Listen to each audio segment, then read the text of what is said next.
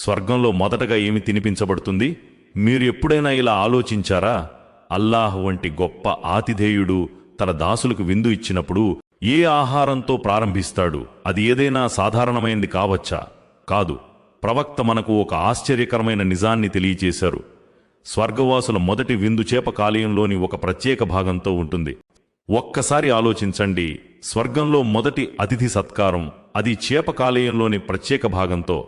ఇది ఏమాత్రం సాధారణమైన ఎంపిక కాదు. అల్లాహ్ ఇలా సెలవిచ్చాడు.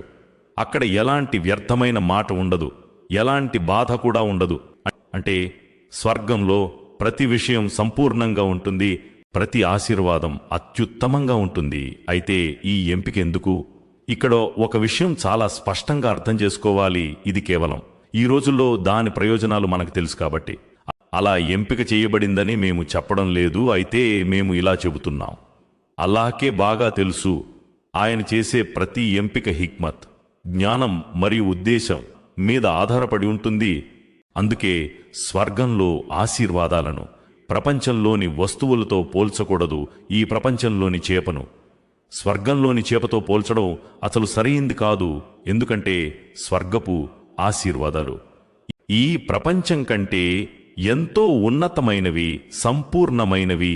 అయినా కేవలం సమాచారం కోసం ఈ రోజుల్లో విజ్ఞానం మనకు చెబుతోంది, చేప కాలేయ నూనె, ఫిష్ లివర్ ఆయిల్లో విటమిన్ ఓ ఉంటుంది. ఇది కంటి చూపుకు మేలు చేస్తుంది. విటమిన్ డి, ఇది ఎముకలు మరియు రోగ నిరోధక శక్తికి ముఖ్యమైనది. ఒమేగా 3, ఇది గుండె మరియు మెదడుకు ఉపయోగకరమైనది.